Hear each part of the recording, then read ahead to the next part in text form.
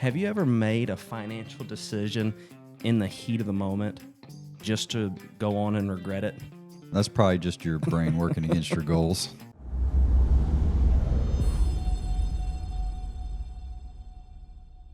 I think when it comes to our finances, our financial behaviors, having goals that are clearly defined, that are measurable, I think that is key. Because like you said, our brain can work against us. Mm-hmm. So let me ask you this question. How do most people set goals? Most are pretty vague, Mm-hmm. Yeah, we've seen that. right? We get folks in here all the time. I want to retire comfortable. Right. I want to start another career. Or I want to start my own business, something along those lines. And they don't really have anything clearly defined. Right. What career? Yeah. What business? What do you want to sell? What do you want to produce? What time frame? Exactly. How much is it going to cost? Yeah. And why do you want to do it to begin with?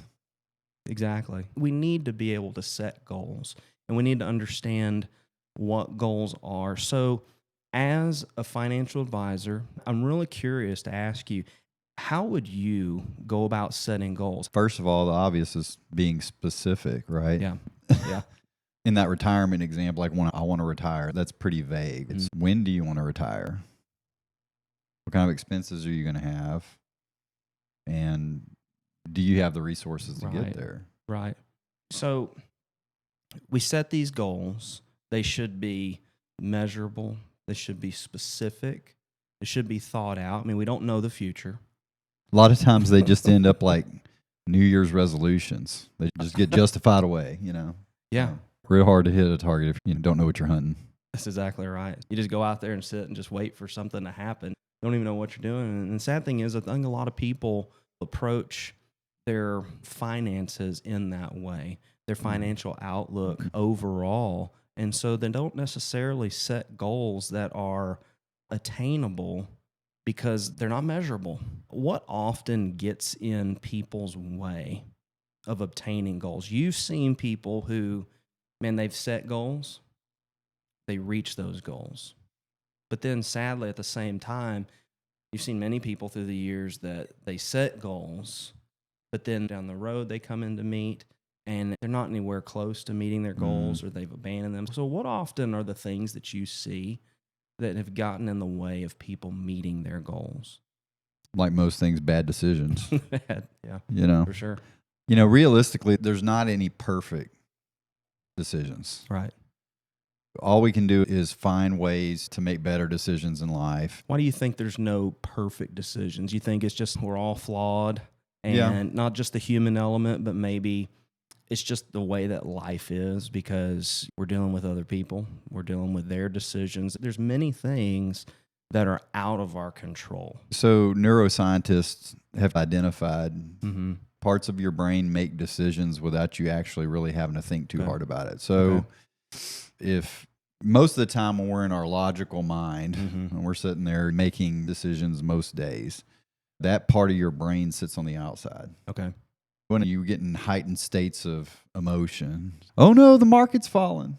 Right. Or oh, look, I really like that truck. Oh my goodness, never seen one like that. Exactly. When you get into that state of mind, it causes the chemicals in your body to send signals to your brain to basically protect itself. And so you start making decisions with that inner part of your brain and not the logical part, which is on the outside. So it's that fight or flight. Yeah. Personally, I point out the truck example because even in my own personal life, I remember back, I had this really nice older truck paid for. I even jokingly nicknamed it Freedom.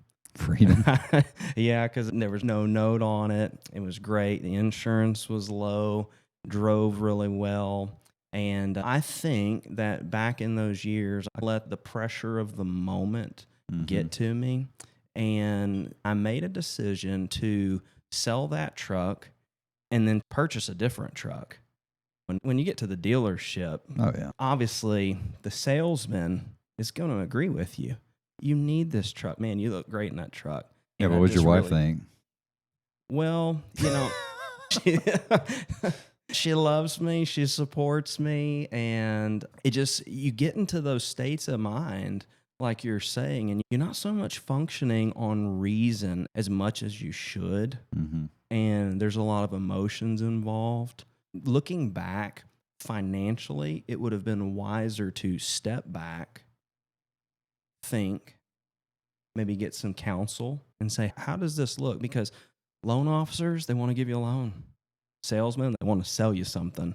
Yeah. And so everybody at the dealership is agreeing with your emotional urge. Yeah. There's real science behind that, by the way. Okay. So when you stop, freeze, and sit there and think about for a second what you're doing, right? It gives your body a moment for those chemicals and reactions to settle down so that you can get back in your logical brain a little bit. So one of the exercises we try to teach people here is stop,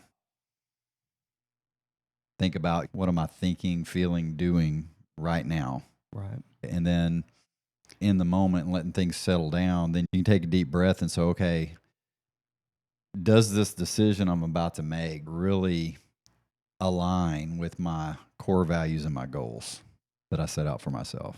Right. Right. I think one of the great things that helps people, I've seen it, I know you've seen it through the years, you've experienced this, is one of the ways to overcome the knee-jerk purchases, the kind of spending that gets you into trouble, is to have financial advisors who know you. You've sat down with them, you've told them your goals. Together, you've refined that and said, hey, this is how you can achieve your goals. Again, you're going to make your own decisions. A financial advisor just gives advice, but people make their own decisions. I find that a lot of people just worry about what the advisor is going to say. I've gotten the comment before, I feel like I'm going to the principal's office. And that's not how you want them to feel. And so that takes a while to generate that kind of trust and relationship where somebody's comfortable enough. And that's why transactional doesn't really work. Right. Yeah, and I would think a good advisor is not going to particularly speak to you and just say, I think that's a bad decision. I think that's the wrong decision. It's got to be more of, these are the goals that you have that maybe you set out to meet, and doing this is going to set that goal back this many years, or it's even going to dismantle the plan that you had set for. Now, you can make your own decision. I'm not here to guilt trip you. I'm not here to make you feel bad. Like you said, it's not the principal's office. This is just advice. We're trying to help you. What you do with that, that's for each person to decide on their own. We need the impartiality whenever we're faced with some kind of an emotional when you've got to have somebody too that's willing to take their bias out of it. Yeah. And willing to speak the truth. Because sometimes, I think all of us are this way, sometimes we don't want to hear the truth. Right. And sometimes we know the truth already. We're ignoring it, don't want to hear it. But having that advisor who really becomes like a friend and can say, hey, you already know this. This is probably going to delay things. Probably going to set things back. Let's reconsider. Why don't you go home, sleep on it, wake up in the morning, and then let's have another conversation and talk about it. You know, may still go through with it, but who knows? May make a better decision. That's what I always say. It's your money. It's not mine. We're just trying to help you see a clearer path. Exactly. So switching gears for a minute, you talked a minute ago about core values. What are core values, and why do core values matter? It's who you want to be on your best days. We're not always our best selves every day, probably most days. Yeah, unfortunately. Yeah. So whatever you idealize, this is me on my best day, that's your core values. The problem is that in itself is pretty vague. Really, you need the list of things that make up your core values. So that list can go on for a mile. Okay. It really can. But I find that really having your top 5 core values is probably the best to work with. Okay. So core value is not a goal. It's what informs your character. It's what makes up your character. Could you give some like examples of core values? Integrity would be one. Yeah. Family. Yeah. spirituality, generosity, financial independence. Yeah. Those kind of things are what make up your core values, but just knowing what those aren't good enough. Because the idea is that you're wanting to tie those core values with your goals. Those things have to be in alignment. Mm-hmm. But what I find is if you don't know why something's your core value, you're not going to be married to it. Right. It has to be a strong belief. Yep. I think that's important to understand. Core means down deep in your soul. That's what makes you up. Exactly. So a lot of people say family. That's a core value of mine. Well, okay, why? And even between a husband and wife, that can be very different on why family is a core value. One might be, I just don't want my kids to grow up the way I did because I had to deal with X, Y, or Z. Well, your wife might not have grown up the same way. And so the why for her might be something like, I just feel like no one in my family's ever going to college and I want them to go to college. So that's why family is important to me, is to elevate their knowledge or something like that. Right. So core values, that goes to the deepest parts of us, our faith, our family. It goes to the very essence of who we are. Mm. Now, we're not static beings, so we change. Is it possible? I mean, our goals can change. Is it possible also for core values to change? They can. Okay. If you lose a family member, Sure. untimely death, something like that, that can change how you feel, at least the priority, right, of those core values at minimum. Something significant happens in your life. I think we've all gone through these things. You can look back in your life, all of us can. Something significant happened. Maybe a lot of times it's accompanied with pain. Mm-hmm. There's a pain point that changes the way we perceive what is important. Mm-hmm. And those things can change. When our core values change, do our goals change too?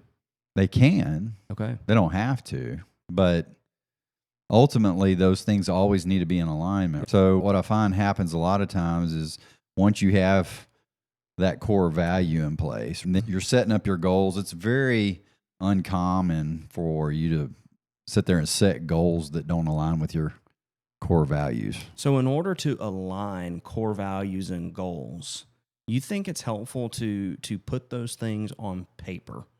Yeah. Put a little card in your wallet. If it we're in the age of technology, right? Right. We do that exercise in the office with people if they need it, or go through the exercise on your own, but snap a screenshot of those things. Yeah. Keep them in your phone. Keep them on you. Put them in your notes on your phone. When you get faced with a difficult decision to make, you can whip that bad boy out, take a look at it and say, okay, deep breath, stop. What am I thinking, feeling, doing right now?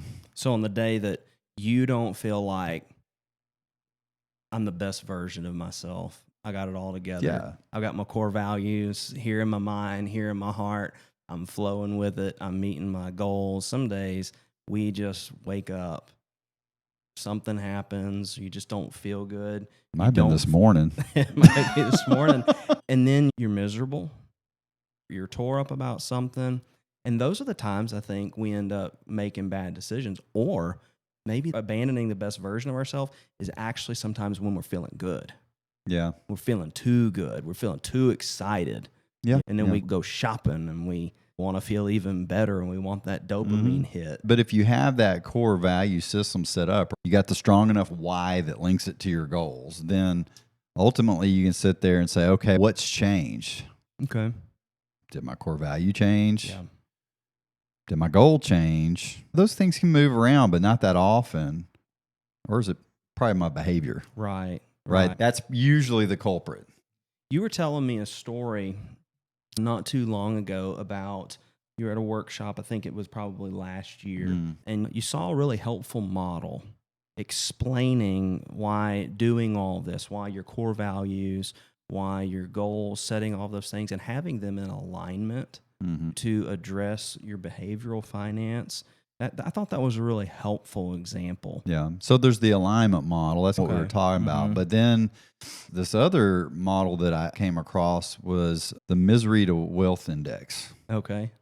So when financial stress in your life increases, then your emotional competence decreases. Yeah. Then that increases the amount of bad behavior in decision making because of all that stuff we talked about earlier goes on with your brain.